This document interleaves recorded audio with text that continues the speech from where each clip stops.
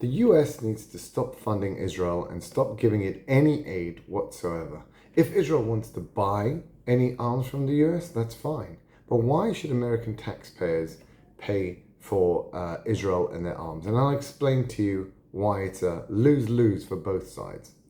So Israel in 1948 became an independent state, and immediately, well, even before they became a state in the UN vote to make it a state, President Truman, the bastion of freedom and democracy and loving Israel and a great, he was the last person to approve Israel becoming a state. And the reason is he didn't want it. Even though his best friend came to him, who was a Jewish guy, came to him begging, he chucked him out of his office and told him never to get involved in politics again because he didn't want it. The only reason he agreed in the end was because Stalin had approved making Israel a state, and he didn't want it becoming a communist state, so he said, okay, we'll approve for it as well. At the same time, he issued an embargo on all arms sales to Israel totally. Great. So the great American friend, Israel, America's always been Israel's friend. No, it's not. It's never liked it. It's always been, at best, a passive observer. Okay. 1948, Israel wins its war against 5 Arab states. Excellent. 1956, Israel gets together with Britain and France over the Suez Canal crisis. Luckily, it gets provided arms by Britain and France, and they take over the Suez Canal, and America gets involved, tells its special relationship ally, Britain, the first country it ever backstabbed was Britain, reduced it from world power to penury, and they told them, no, get out of there. And France as well, both of you get out, and Israel, bye-bye, go as well. And all 3 of them had to move back because of the US pressure. That's what a great friend it is to its supposed special relationship, Britain, and its best ally in the Middle East, in Israel. So there you go. And France cleverly understood and immediately backed away from the US, and thank God, slammed its hand in the back when it asked for its gold back that America didn't have. But anyway, that's for another time. Okay, so we continue. 1956. 1967, America tells Israel, you are not allowed to preempt an attack with the Arab states, even though Egypt has declared war on you by closing the Straits of Tiran, which is an international waterway, and it's an illegal action to do that, and it is a declaration of war, and they basically said we're going to war and all that. Okay, America said you're not allowed to. Now, Israel didn't get one bullet from the Americans by 1967. They weren't allowed. Not one bullet came from the US. And so Israel said, well, we don't rely on you. We're going to war. And they tripled in size in 6 days. That's how good they are. They tripled in size in 6 days, beating 3 countries in 6 days. Amazing. 1968 comes, and President Johnson overturns the embargo on Israel, obviously because now they see, wow, you're an actual power. So, we like that. So he overturned it, but again, no big sales. Comes the Yom Kippur War. Now, the Yom Kippur War, 1973. Again, America didn't sell really anything substantial to Israel at that time. But again, Kissinger, the Gino evil capo, the Jew who's basically is a capo. So he told Israel, you are not allowed under any circumstances to preempt. Now, Israel was warned. Even King Hussein of Jordan himself called up Golda Meir and told her, they're about to attack. We won't get involved this time because Israel saved Jordan in 1970. So we're not going to get involved, but they're about to attack you. She's like, well, I can't do anything. Kissinger, the Jew, is preventing me from doing anything.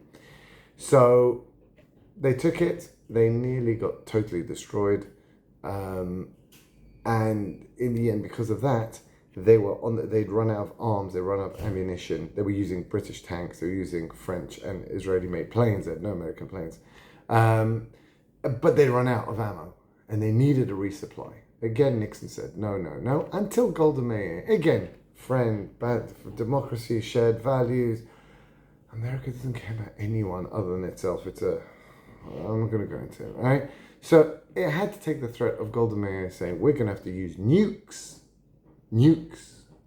for America to wise up and in the end send some shipments of arms, and Israel managed to win that war. Now, because of that, Israel then, it won that war, but it was a difficult war, and America was pushing for peace. Now, the way to get peace, and this was the enticement America did, they said, we're going to give you free military aid, and we're going to give Egypt half. Why? Because the problem was Egypt was basically a USSR client state. So in order to get them on board, they said, we're going to basically give you half what we give Israel, so we'll give you lots of military aid, and we'll back your military dictatorship, and you'll be okay. So Egypt said, okay, we'll do peace with Israel then, because you're going to provide, we'll get Sinai back, and we'll get this money, and everything will be okay. And that's what they did. It was actually a very successful deal. But the deal depended on Israel being technologically superior in order for Egypt to get the money to have a decent military. That was the deal. So it was a US planned deal in order to have, firstly, to stop Egypt being with the USSR. That was the main purpose, right? And to stop because Syria was as well. Actually, Syria stayed that way. But in order to get Egypt away from the USSR and achieve some stability, that's what they did. A little bit of money. So Israel didn't want it. Then once you do that, what do? You capture them. You have bribed Israel. You have bribed them. And slowly the bribe, was used as a threat. You better shut down your fighter program.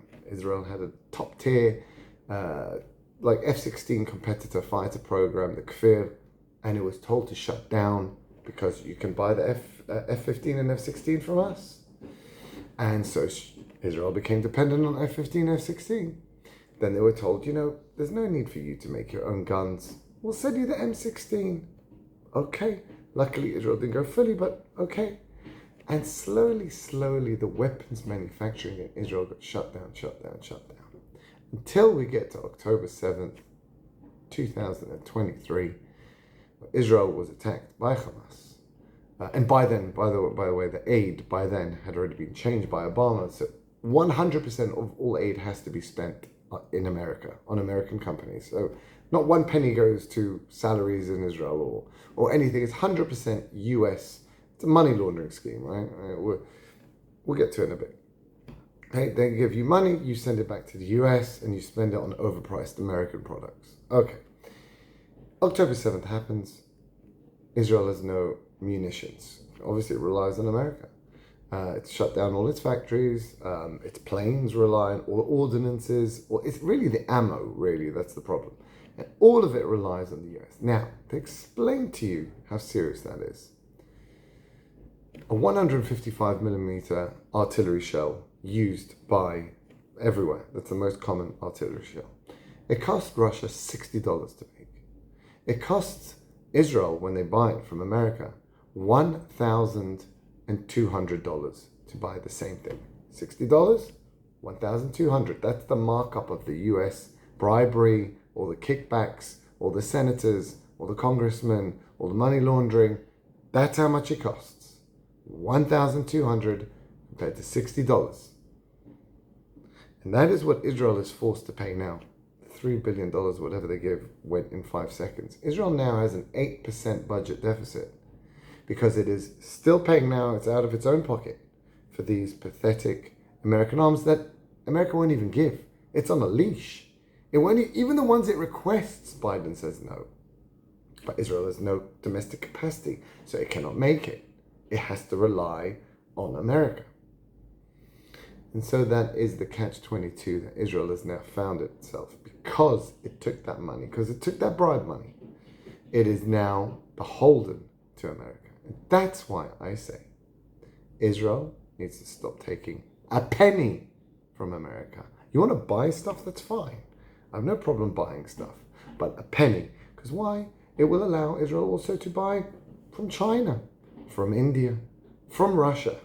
It's the same shells, 155 mil, right? We can buy from whoever we want. It gives sovereignty. But currently it is on a leash, and Americans don't want their tax money. Well, they think it's going to Israel. It's not, it's just going to American manufacturers, but it doesn't matter. They don't want it. Why should they spend $3 billion on American military aid? Just put it that way. Why should they? I totally agree with them. Let Israel become a sovereign country. Let it be by itself. Let it build up its own domestic capacity. Israel won 3 wars by itself beforehand, and since then has lost 1973 they just about won. But since then, once America really started getting involved after that, they have pretty much lost everything. 1982, they went into Lebanon. America said, stop, you're not allowed to get rid of the PLO. They just had them. They had them in their hands.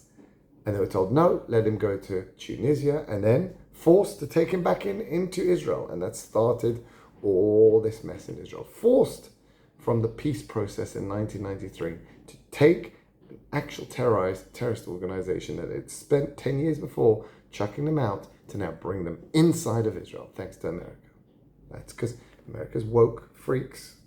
Never won a war in 80 years. Imagine taking advice from a country that has never won a single war in 80 years. Lost Korea, lost Vietnam, lost Iraq, lost Afghanistan.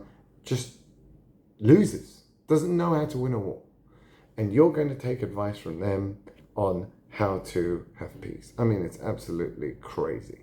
So took those terrorists, put it in Israel, and since then, since 1994, since Rabin and all the Israeli left, freakos, listened to America, there's been death and destruction and Hamas and inability to get rid of them because America won't let.